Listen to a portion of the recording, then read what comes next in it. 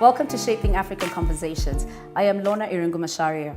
On part 2 of my conversation with Michael Joseph, we're going to delve a little bit deeper on the role of honesty and business.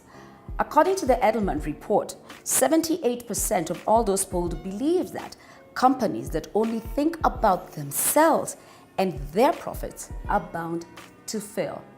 Is this true for Kenyan businesses? Is it true for African businesses? Michael Joseph helps us navigate this space.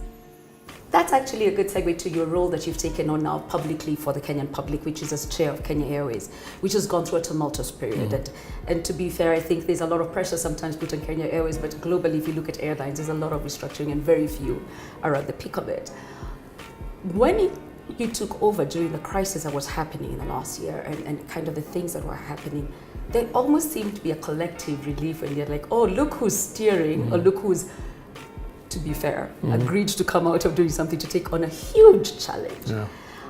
I don't think it was an easy decision, but I think for me it's to ask, and this is a critical question around trust, and especially in a company like this, what is it that you have seen that, because once again, you're in the same position where the credibility and the trust you bring as an individual is what the company is taking on. How is this different for you from what you've done? Or is it even different? No, it's very different. In Safaricom was my creation. Okay. You know, I started it, I hired most of the top team. It was my creation from the very beginning, and I gave it the sort of the DNA that still continues today. In Kenya Airways, you come into something that is not your creation. You're taking over somebody else's creation, or disaster maybe, and you now have to turn it around. And the fact is that people have trust in you to do this. They believe you can do this. This is a huge burden, actually. It's a huge sense of responsibility, and quite hard sometimes to think about it. I have to be successful. I have no choice, because people are trusting me to do this, as you say. Yes. When I came in, people said, oh, here comes the savior, he's coming to save us.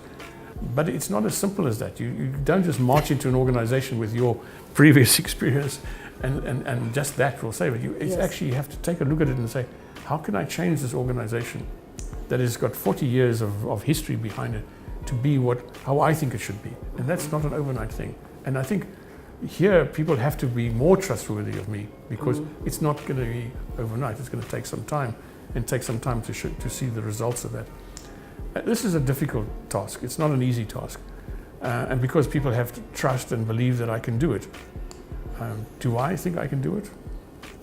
Most of the day, yes. There are times in the middle of the night, in the very early hours of the morning, when you think, what the hell am I doing? You question it. What am I doing? Is this the right thing to do? But for me, it's a fantastic opportunity, really, for me. And it's an intellectual challenge, which is what I like to do. And it's also an opportunity to sort of prove something to myself and to the people that support me, that I can do this.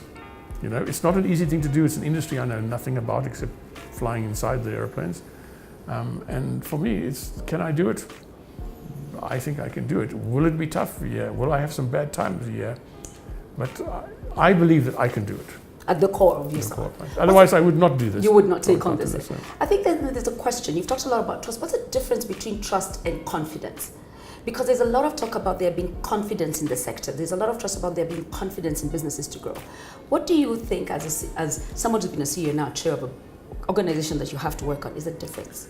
Well, I think I'm confident I can do this, and therefore people will trust me that I can do it, because I exude that confidence. I talk publicly about Kenya Airways at our various investor briefings and things like that.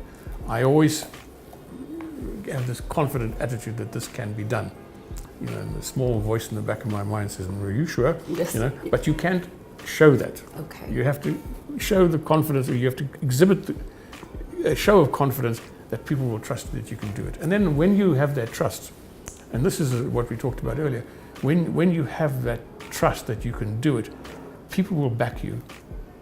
People will back you and provide you with the resources or the support that you need, because they trust you. They may not really agree with you and all the things you're doing, but they trust you because they see that you are confident that you can do what you said you're going to do.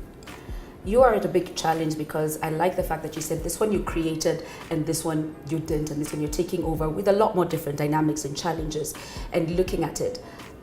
what advice would you give to, I think we're in a form of transition, to businesses especially, that go through this phase of who takes over? How do we get someone new to come in? Or even someone in your position who's moving from something they're pretty comfortable in to this whole new space. What advice would you give in terms of lessons and what you carry forth?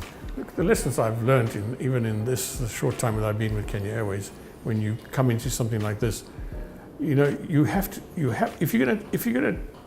gonna make a decision, and there's a risk element attached to that decision, like hiring somebody new, you have to stick at it. You can't, 3 days later decide you're going to change your mind, or 6 months later you have to change your mind.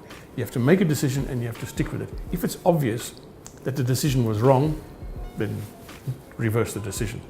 But at some point you have to back your bets. I mean, that's the right expression. Yeah. But you have to say, I made this decision, I'm going to stick with this decision, unless it's obviously wrong. Yes. And so, when you go in, like we go into a completely new area like we are now, if I give advice to people, guys, I think we should give advice to people in another way. Quite frankly, I think today's companies are not honest with their customers. They are not honest with it. You look at everything that's happening around us. You look at companies, international companies, local companies, regional, they're not honest with their customers. You look at, I don't want to name names, yes. But even in Kenya, you can look around companies that are failing because they've been dishonest with their customers or their shareholders. And I don't think there's enough of that. And there's also not enough accountability. For me, if I fail at this job that I've been given, which is unlikely, then I should be held accountable for that. I shouldn't be said, it was the weather or, yes. or the environment or the competition. I was given that job and I must do it. And I must hold myself accountable, and so should the stakeholders. But we tend to, when companies fail, we say, it was the environment, or yes. It was somebody else's fault. Yes. It's not.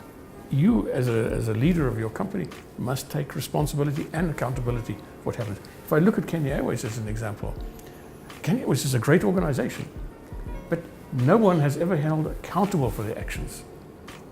And that is what I think is missing in our organizations. And you can see it here on the public companies, the private companies. If you want your consumers and people to buy goods from you to have faith in you and to trust you, you have to be held accountable for your actions. Thank you very much for joining me on that conversation. I think we can all agree that the old adage, honesty is the best policy, is not just about you as an individual, but you actually lend it to every sphere of influence where you are. Next time, we will still be pursuing this issue of trust, and this time we will be tackling the monster out there, social media, and what role it plays. Please subscribe to Shaping African Conversations.